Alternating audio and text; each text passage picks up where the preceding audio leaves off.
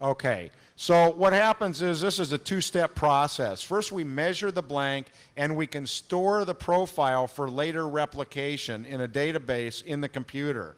And then we can tell it to mill the blank. There's about 5 different sizes of blanks to basically do any key. And so a little milling head comes out, and it laterally mills the blank. Most profiles can be copied unless they're square cut profiles as shown on the right hand side. It won't do squares. And it won't do protrusions. Now the cool thing about this machine is that you can take a change key. Now think about this in the master key environment when you can't get the blanks. This is the problem with this machine. If you have access to the machine and you have access to a change key but not a blank key, this machine will replicate the change key and change it into a blank key.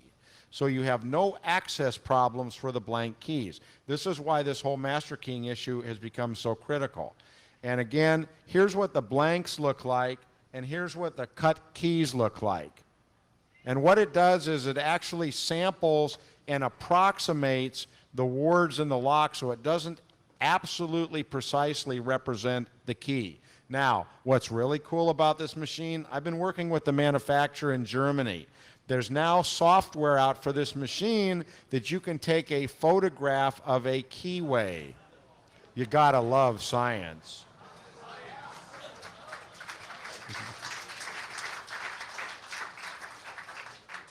Okay, so we take a picture of the keyway, import it into Adobe Photoshop, size it, import it into the easy entry, and what you do, I don't know if you can see a little bit, you actually draw the keyway. You draw it the way you want it to be, and then you store it in a database and you replicate the keyway. And then now you have a blank key that fits the lock. Now, you may have some special requirements. Let's talk about our friends at Schlage. Now, this is the database, how you store the profile, and then you can modify it. You can make it thinner, you can make it thicker, you can chop pieces off, you can add pieces, you can change sectional keyways in high security environments. You can do whatever you want. So, here's our friend Mr. Everest. This is an original Everest profile, and you can see how the undercut would prevent a standard blank from entering that keyway, which is it's a very clever design and patented. And if you're not able to have that undercut, you aren't getting into that keyway. Now comes the modified profile, and as you can see, what I did was I drew around the undercut. So this is now not a Schlage Everest blank. This is one that'll open this lock, and then my friend Ken Pearson at Peterson Manufacturing that makes the lock picks, he made a little pin that inserts into the lock and raises the check pin. So it's very clever. So that's basically the machine. They have a website, easyentry.de, if you want more information on it. Impressioning notes, as I said, you can open, as I found, with a ballpoint pen, the locks for the computers. Thank God nobody steals computers today, or that wouldn't have much effect. This is a foil impressioning system that's made by John Fall, as I mentioned, and basically you stick an aluminum foil carrier into the lock, and in 30 seconds, this is a Schlage 923C, which Matt talked about, it's open. And by the way, the 2 books that Matt talked about, written by Hobbs, and then there's another one written by George Price and Art of Manipulation, are all on the CD. Yep, okay. And this is what the foil carrier looks like after it's impressioned. It's very clever. And you can actually decode that foil carrier and come up with the code number for the key. This is another method of opening foil, aluminum foil with the dimple keys like Barry's going to show you. And I'll turn it over now to Mark, and if we have time at the end, we'll talk about Antwerp a little more. Thank you.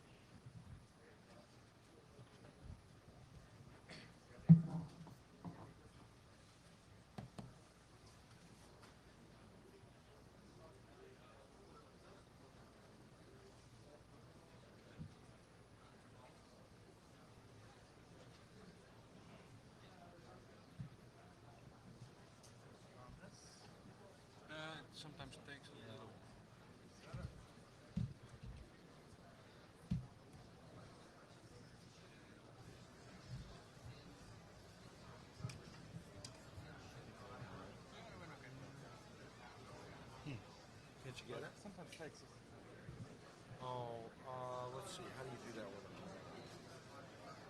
I had this problem in Germany. There you go. Yep. Okay. You got it. Okay. Hi there. My name's Mark Seiden, and I do physical security for a living. I break into things always when authorized. I usually require written permission. So I'm not going to repeat the stuff that these other fine people have said. I'll try to skip over. I have way too many slides because I was invited only yesterday.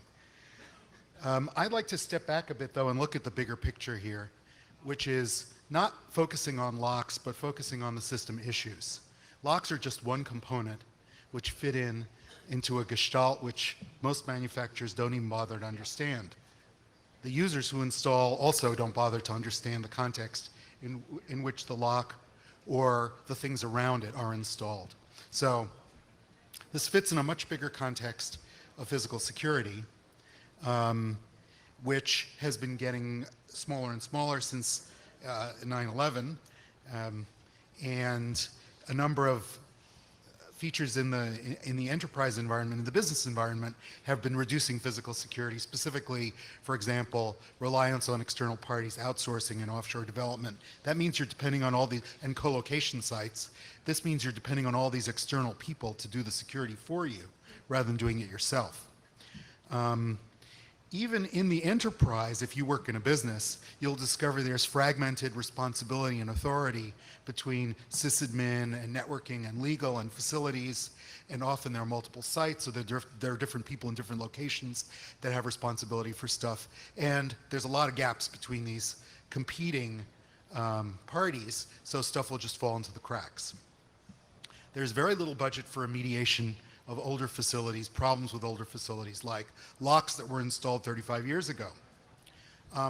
Mostly the risk management mindset is insurance oriented. You know, what do we stand to lose? How do we buy insurance to pay us for the loss, to cover us for the loss? Another problem is that the facilities people who have lots of functional power, they have this key ring, which can open anything, have very little status. So they might be in a cube instead of in a locked office. Moreover, they have very little training in how to make buying decisions, so the vendors sell them snake oil or products that don't work very well. Meanwhile, almost no solutions are open source. It's really hard to evaluate what the vendor products are unless you're somebody like Mark Tobias or you buy his book. And they, see, I'm even plugging his book. So the other problem, as Matt has pointed out, is that they strongly believe in security through obscurity. Their common cop-outs, rationalizations, excuses are, that's not my job, it's my vendor's problem, I don't consider that a plausible threat, we just have to do a little bit better than locks and keys, or we have to raise the bar just a few inches so they'll go to our neighbors. In a campus or a building, there's a lot of legacy to deal with. For example, partial height walls, hung ceiling, raised floor, wiring rooms in the wrong places like in the hallways, wire runs through public areas, doors that were installed 30 years ago, locks that are misinstalled. Now, at least you can ask yourself in the physical security world, is there a perimeter? You can't ask that in the networking context anymore because of wireless. Then there are, in the physical security world, there are also these backdoors, and I don't mean the physical backdoor to the plant where the people go outside and smoke, but that is one of them. There's also the Knox box. It's this little box that sits on the side of your building and has the keys inside it, and there's a single key that all the firefighters and police officers have that opens that Knox box, and they take out the key ring, which opens the inside. So if they need to get in case of emergency, that's what you call in computer science a single point of failure. The Knox box is usually protected by a Medico cabinet lock. Another physical security problem in campuses or buildings is the local operating networks. That is, the building control is on a network itself. Usually it runs on power line or some other kind of network, and often these things are connected with the enterprise network. Sometimes these things also control the doors and the alarms. Multi-tenant buildings are a special problem because they have shared infrastructure, and there's a lowest common denominator factor that comes in because the weakest tenant security policy probably is your de facto security policy. If they let anybody in, anybody can walk up to your front door. So co-location facilities are one of my favorites. I'm often hired to test the security at colos. And these are like gated communities, except when the motorcycle gang moves in down the street, you've lost all your security. Your co-tenant's weakest visitor and vendor policy puts you at risk. So let's get down to components now. There are things like doors, which are made of what? Are they single or double doors? Where are the hinges? Sometimes they're on the outside. Sometimes you can just take hinge pins off the doors. Then there are locks, pardon the ends. This is a PowerPoint wonderfulness. All these guys talk about locks. A few amusing problems with locks are that the best-selling tubular locks, Schlage, have deadlockers which are rendered ineffective by the biggest-selling electric strikes. These are often installed together, and the deadlocker just slips into the gap behind the electric strike. So you can just push back the bolt. The deadlocker doesn't work. I frequently see exposed electric strike wiring outside the protected area. Magnetic strikes, which are those things with the big magnets, not on uninterruptible power. And it's little realized that adhesive tape on the magnetic strike or any kind of coating reduces the holding strength dramatically according to an inverse cube law. Matt had some mathematics, so I have to have some mathematics too. Now, so key locks are often installed even on doors controlled by badge access control, so you have a parallel, weaker system by which you can get through. And often nobody knows who has the key to the keyed locks on the magnetic, on the doors controlled by the badge access system. So I won't talk about any of these lock cylinder issues because everybody else has, except for interchangeable core cylinders.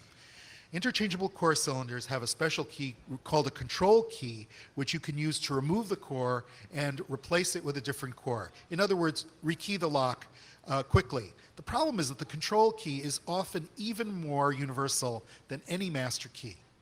There's one control key for the whole system. And you can make a control key with one instance of a lock.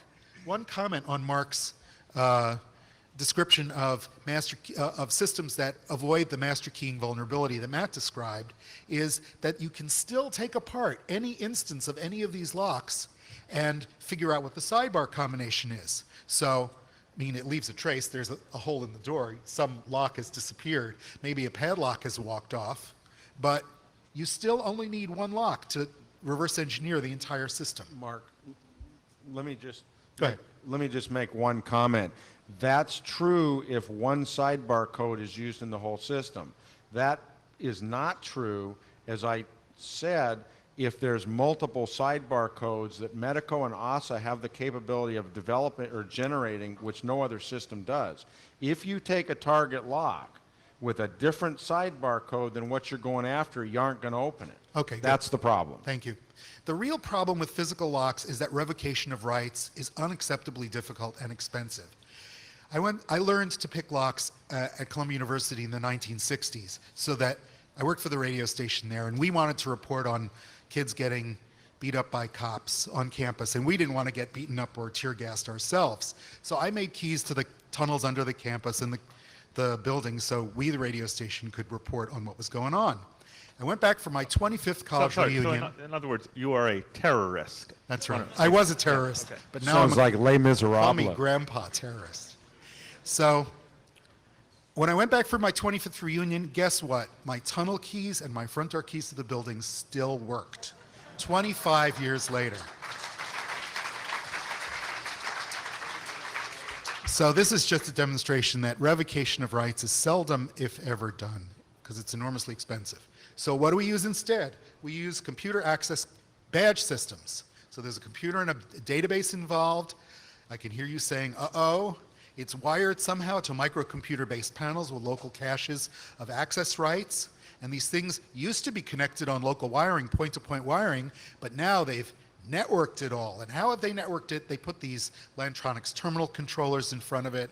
They use bogus proprietary protocols. They seldom use mutual authentication of the counterparties in any transaction, so you can do man-in-the-middle attacks, you can do sniffing attacks, and these are the things that open the doors, that control the doors. If they're on your enterprise network, you've basically lost the game.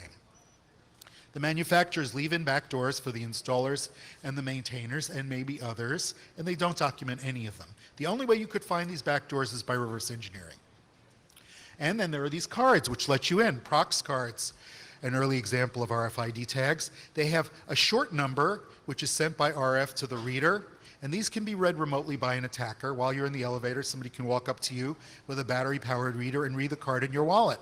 Maybe if you have two, it would be difficult. But if you only have one card in your wallet, they can read them. Some of these are field programmable, so you can generate your own cards. The low card numbers have problems, and brute force attacks are possible, although I don't know of a brute forcing machine yet. Are these more secure than keys? Maybe.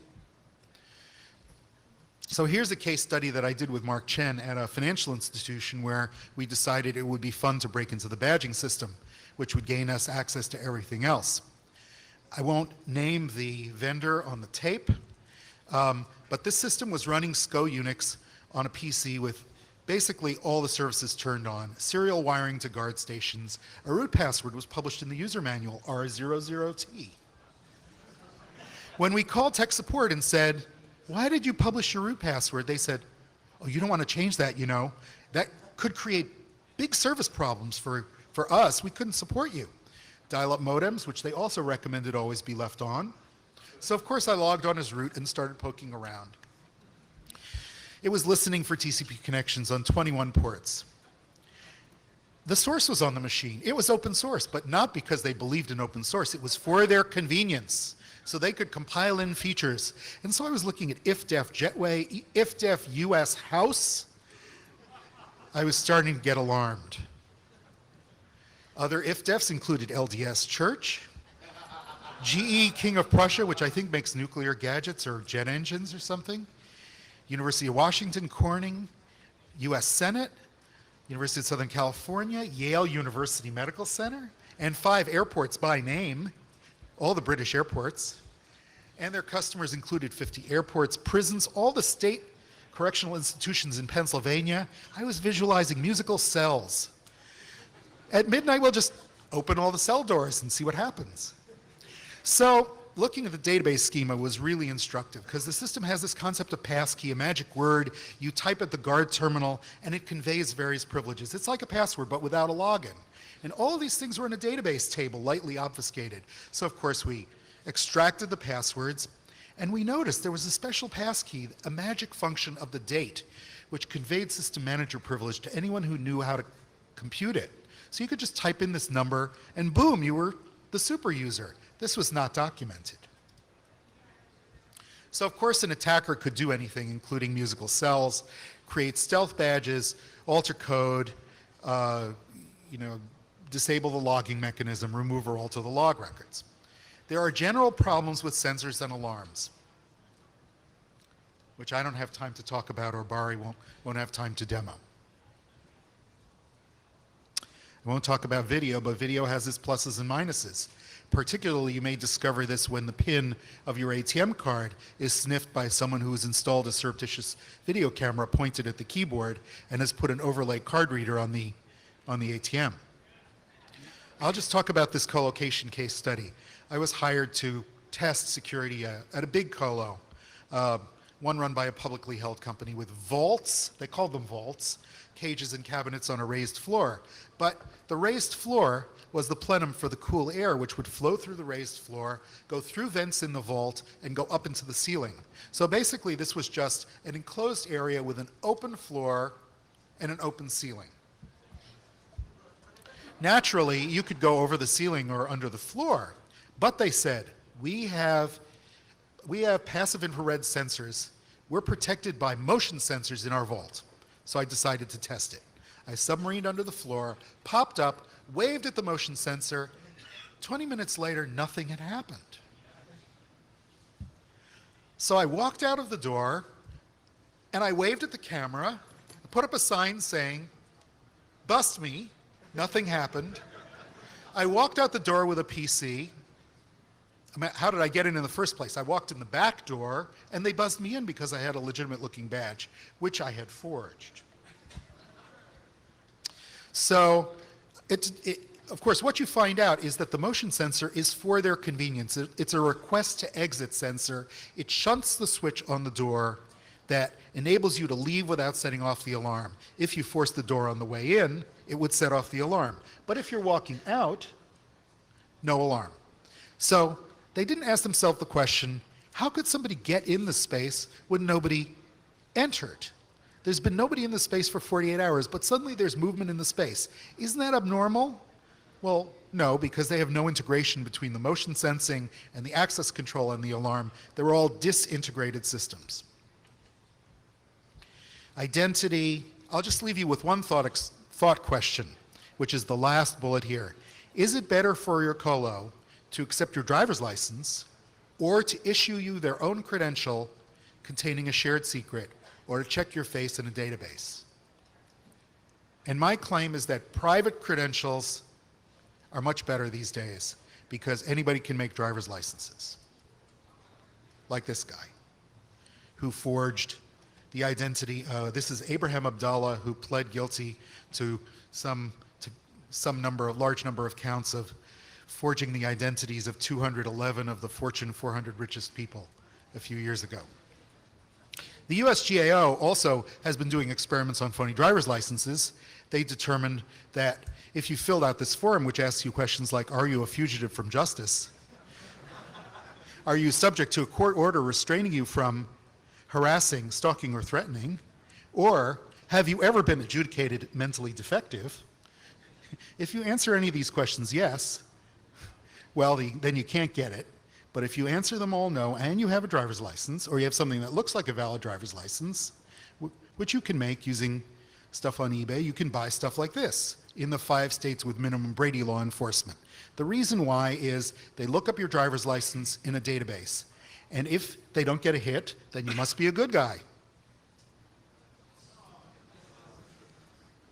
They don't look up the driver's license to determine if it's valid. They look it up to determine if it has the name of a known criminal. What's wrong with this picture? Here are just 2 more scary devices which will underscore why physical security is important. They're keystroke sniffers. You can buy them for under $100 out of catalogs or on the internet, and they store about half a megabyte of keystrokes. This is why passwords are completely obsolete technology and people should not use them for high value transactions. I'm way out of time. Barry? Okay.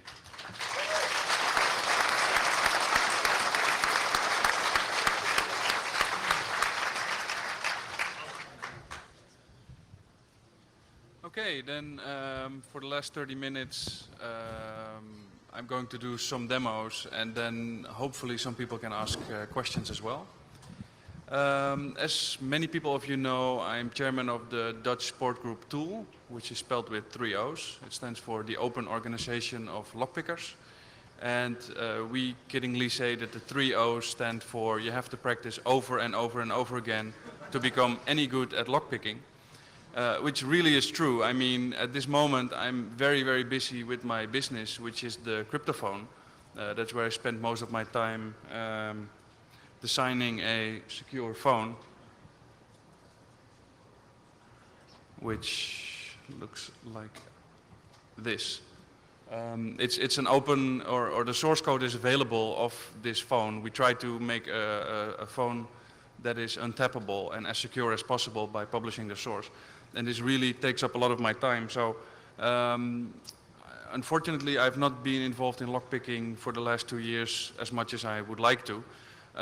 Fortunately, a lot of people from Germany and even some from France have helped me collect some nice tricks for you to show. And actually, it's a follow-up of what I did 2 years ago. The video that I did 2 years ago with Mike, who's sitting over there, is still available online. It's being downloaded a lot. It's downloadable for free.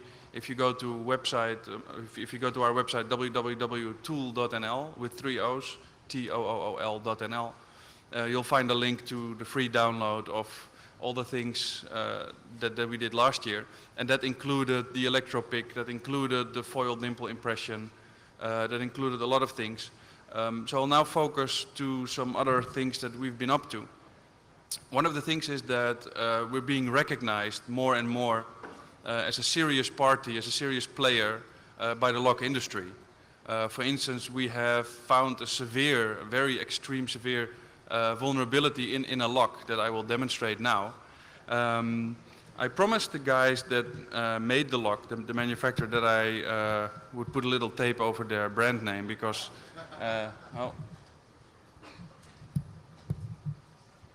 because there are still a small number of these locks around.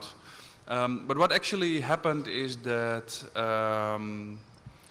somebody came into the tool sport evening and said, well, you know, here's this nice lock and here's the key.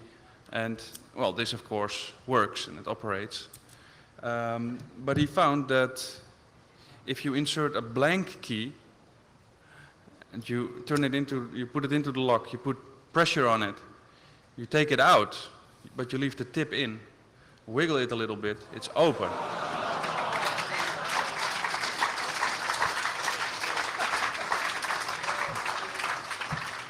Now, this happened at an evening that Mr. Tobias was visiting us and doing a lecture on master keying.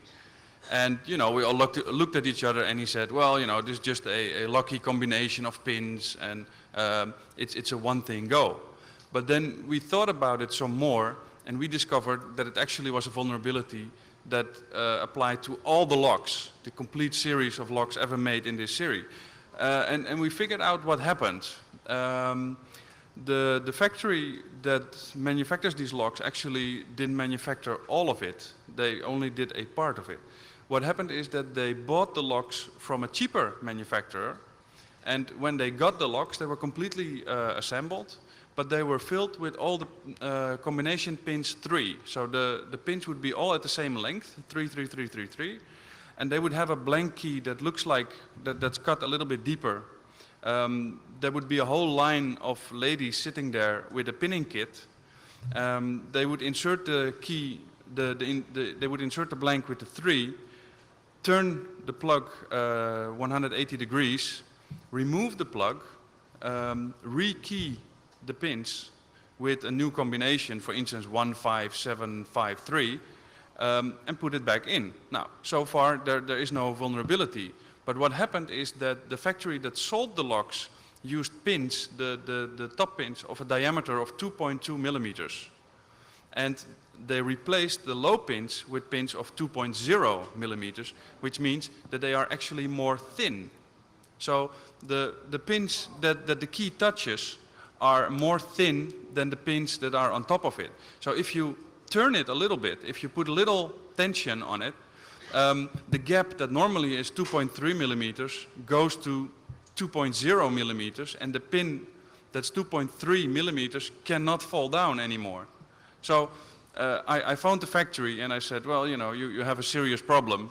And they couldn't believe it. They said, well, you know, it cannot be that with a blank, everybody can open this key within 2 seconds without any training. And remember, no physical evidence is there. I mean, when I pick a lock, I make scratches in the lock, and if you send a picked lock to a forensic laboratory, which the German sport group has got some experience with, the German forensic laboratory asked if they could pick some locks and examine them, and they could actually quite detailed explain this lock has picked with an electropick, this is done by hand, this isn't being picked at all.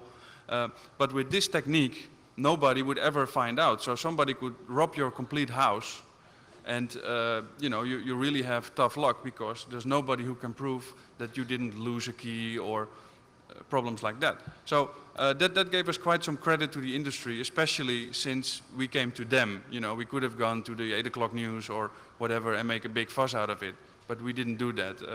We tried to be the good guys. This is such a serious vulnerability that, you know, we tried to, and they immediately closed the factory, and it took them 3 days and a weekend to think what was the best strategy, and they got all the locks back from the shop and etc. And you know, they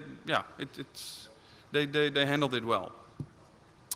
Okay, then about the lockpicking itself. I could explain how lockpicking works. I don't know if there's a need for that. How many people would like me to explain in detail why lockpicking is possible and how it can be done? Because it's been told many, many times before. And I will be downstairs at the second floor between 2 and 5. So I'll be there 3 hours teaching everybody who wants to pick locks. As Mark said, we have designed a special, it's already a collector's item, a special pick set. Normally the pick sets that people carry are extremely full with all sorts of impressive looking tools. But the thing is, for lockpicking, you only need actually one tool or two, or you always need a tensioner and something called the finger or the lifter. And this specific one we made has got two different ends, and this will open, if you spend enough time practicing, this will help you open, I don't dare to say exactly how many percent, but I would say 80% of the locks around you without any problem, as long as you practice, because the tools don't open the locks, you do, you open the lock. Okay, so if you want to learn to pick locks, just come downstairs between 2 and 5. Tomorrow morning there's going to be a lockpick championship. We'll put a nice reward on that, we'll put a nice prize on that. Okay, what's that? I'm not exactly sure about the time yet, so... okay, we've got 15 minutes, okay. Well, I brought a whole lot of things to demonstrate, but since we're running a little bit out of time, I will go into the bump key. The bump key, as Mark already explained, is a key that is cut to its lowest position. Sometimes it's even cut a little bit below its lowest position. And what happens is that if you insert it into the lock,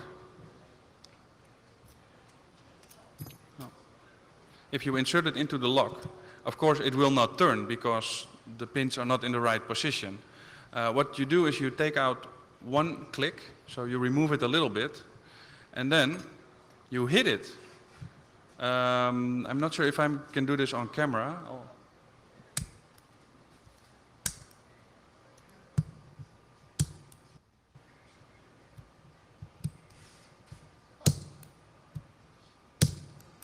Demonstration effect.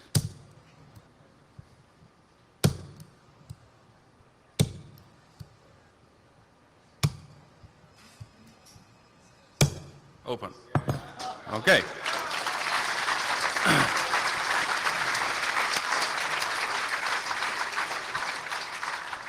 Now, this technique was first shown to me actually with a key and a lock in Germany by some of my good friends at the Sportfreunde der Sperrtechnik. And they've become really good at it. And the nice thing about this technique is that it can be used on locks like this one. I'm not sure if you can see, but the keyway of this lock, it's an EVA lock, is extremely narrow. It's almost impossible to even get a tool in because it's warded all over the place. It's going zigzag. It's really extremely difficult. But luckily, with the bump key, it's no problem at all, or at least it takes a few blows to open it. If it blows in 2 times. Yeah, it's open. So it just takes a little practice to do it. And as I told you, I didn't have much time to practice. Now, my good friend Oliver Diedrichsen from Germany explained me that this could also be done with dimple keys, with the high secure locks. So, but he also found that if you pull back one full notch, that it doesn't work well. So what he does is he cuts the keys, or he cuts the cuts in the key a little bit more to the tip of the key, and this will give you more space. And he made with with a hot glue stick from a glue gun, he made what he calls a buffer. And what happens is you insert it in the lock, and you have a little bit of play, but you cannot push it in. You cannot push it in too deep. You can only push it in a little bit. And I'll see if I can open this one.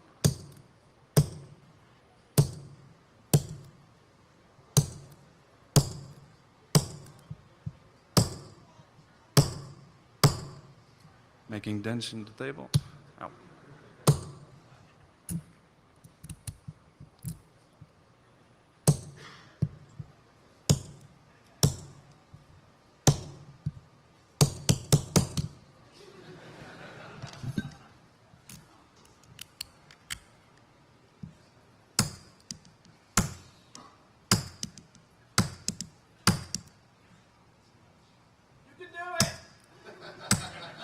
Okay, it's open.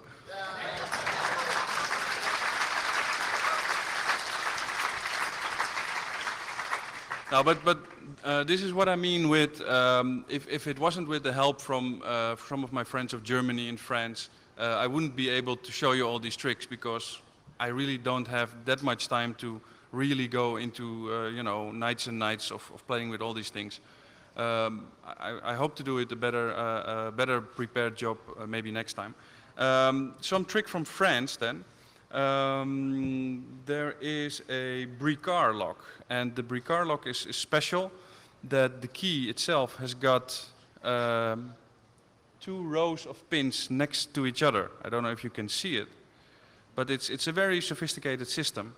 And of course you will probably never see a Bricard lock because it's French and yeah, but in But in France, you know, this is really a very expensive, high security lock, and to pick it, it's almost virtually impossible because of these 2 rows of pins, and it's very difficult. But my good friend Jean-Marie, he's thinking a lot about lock security, and he thought, well, it must be possible to make some sort of impressioning system. And as Mark already put out, with foil tape you can make some impressioning systems, but with this lock that seemed not to work. So what he did was he used packaging material, this foamy-like stuff, and he made a blank, which is made out of 2 parts, actually. This is it uncut, so you can move the parts. And he sticks in this packaging material. And it's really amazing, but it really works. At least I hope it does now.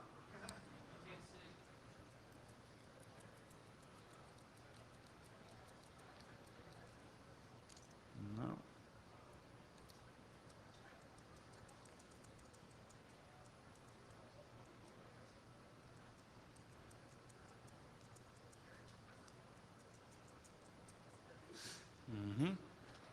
Demonstration effect kicking in.